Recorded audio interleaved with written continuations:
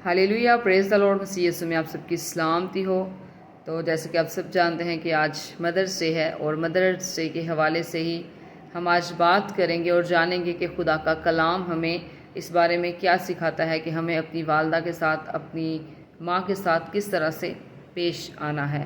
तो खुदा के पाक कलाम में से मेरे साथ निकालिए इमसाल की किताब, उसका 23 बाब और उसकी 25 आयत में यूँ लिखा है, अपने माँ बाप को खुश कर, अपनी वालदा को शादमान रख। खुदा का पाक कलाम पढ़े जाने पर खुदा की बरकत आप सब पर हो, खुदा का शुक्र हो, आमीन। तो यहाँ पे हमने क्या पढ़ा कि अपने माँ बाप को खुश कर। हमें अपनी माँ को और अपने बाप को खुश रखना है। इसके साथ ही हमें ये तालीम दी गई है कि अपनी वालदा को शादमान रख, मतलब कि आपकी माँ को कभी भी आपकी वजह से किसी किस्म का दुख ना पहुँचे, किसी किस्म की कोई तकलीफ़ ना पहुँचे। अपनी माँ को हमेशा आपने खुश रखना है, शादमान रखना है, ताकि वो आपके नेक अमाल की वजह से, जो आप अपनी माँ की इज़्ज़त करते हैं, उसकी बात मानते हैं, उसको तरजीह देते हैं, उन सारी चीज़ों को देख के वो आपके लिए हमेशा अपने मुंह से बरकत के अल्फाज ही निकाले। लेकिन आजकल के दौर में अगर देखा जाए तो बच्चे जो होते हैं वो माँ बाप के आगे ज़ुबान दराजी करते हैं, माँ बाप की बात जो है वो नहीं सुनते, इग्नोर करते हैं। लेकिन खुदा का कलाम जो है वो हमें ये तरबियत नहीं देता। खुदा का कलाम हमें सिखाता है कि अगर तुम्हें उम्र की दराजी भी चाहिए तो उसके लिए क्या करना है, अपने माँ बाप की इज़्ज़त करनी है। जब हम अपने माँ बाप की इज़्ज़त करेंगे तो फिर खुदा क्या करेगा, हमारी उम्र को दराज करेगा। और इसके साथ ही अगर हम इमसाल 31 बाब और उसकी 31 आयत पढ़ें तो वहाँ पे लिखा है, उसकी मेहनत का अजर उसे दो और उसके कामों से मजलिस में उसकी सताइश करो।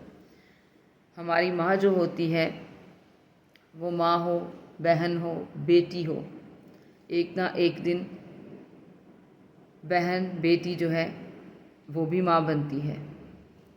और जब वो माँ बनती है तो फिर उसका एहसास अपने बच्चों के लिए तब्दील हो जाता है। वो अपने आप को भूल जाती है अपने बच्चों को पालने के लिए, उनकी अच्छी तरबियत के लिए। तो माँ जो होती है वो बच्चों को बचपन से लेके बड़े होने तक, यहाँ तक कि उनके बुढ़ापे तक भी उन्हें नहीं छोड़ती, उनकी फ़िक्र करती है, उनके खाने पीने की फ़िक्र करती है, उनकी हर एक चीज़ की फ़िक्र करती है। बीवी, बेटी, बहन पूछना भूल सकते हैं खाना, लेकिन माँ जो है वो आपसे दूर भी हो तो भी वो अपनी औलाद की फ़िक्र करती है और अपनी औलाद से पूछती है कि बेटा आपने कुछ खाया या नहीं खाया, बेटी आपने कुछ खाया या नहीं खाया। उसे फ़िक्र होती है हमारी हर एक चीज़ की, क्योंकि वो माँ है। तो यहाँ पे लिखा हुआ है, उसकी मेहनत का अजर उसे दो और उसके कामों से मजलिस में उसकी सताइश करो। हमारी माएँ, बहनें, बेटियाँ जो सुबह उठती हैं, हमारे लिए खाना बनाती हैं, फिर उसके साथ ही पूरा घर संभालती हैं। जो घरेलू वुमेन्स होती हैं, जो घरेलू औरतें होती हैं, वो अपने पूरे घर को संभालती हैं और उनकी ड्यूटी जो होती है 24 घंटे की होती है। सुबह से लेकर शाम तक वो घर के कामों में मसरूफ़ रहती हैं। और अगर वर्किंग वुमेन्स को देखा जाए तो वो क्या करती हैं, वो घर का काम करने के साथ साथ बाहर का काम भी करती हैं, ताकि वो अपने बच्चों को अच्छी स्टडी दे सकें, अपने बच्चों को अच्छी तालीम दे सकें, उन्हें अच्छी राह पे चलने की तरबियत दे सकें। यहाँ पे अगर हम 31 बाब की 26 आयत पढ़ें तो यहाँ पे लिखा है, उसके मुंह से हिकमत की बातें निकलती हैं, उसकी ज़ुबान पर शफ़क़त की तालीम है। आपने कभी भी कोई ऐसी माँ नहीं देखी होगी जो अपने बच्चों को गलत तालीम देती हो। ہمیشہ ماں جو ہے وہ اپنے بچوں کی فکر کرتی ہے اور اپنے بچوں کو حکمت کی باتیں سکھاتی ہے، اور اس کی زبان پہ کیا ہوتی ہے؟ شفقت ہوتی ہے، اور وہ اپنے بچوں کو شفقت کی تعلیم دیتی ہے، انہیں سکھاتی ہے کہ اونچی آواز میں بات نہیں کرنی، پولائٹلی بولنا ہے، شفقت سے بات کرنی ہے، تحمل سے بات کرنی ہے، وہ برداشت کرنا سکھاتی ہے، وہ صبر کرنا سکھاتی ہے۔ ہماری ماں جو ہے وہ ہمیں اس دنیا میں رہنا سکھاتی ہے، وہ ہمیں اچھے بری لوگوں کی پہچان کراتی ہے، وہ ہمیں اچھی بری چیزوں کی پہچان کراتی ہے، تاکہ وہ اپنی اولاد کو ہر طرح کے برے لوگوں سے بچا سکے۔ تو یہاں پہ لکھا ہے کہ اس کی محنت کا اجر اسے دو، اور اس کے کاموں سے مجلس میں اس کی ستائش کرو۔ جو ہماری مائیں، بہن، بیٹیاں جو ہیں وہ محنت ہمارے لیے کرتی ہیں، وہ محنت جو ہے وہ گھر کے کچن سے لے کے باہر کی جاب تک ہوتی ہے۔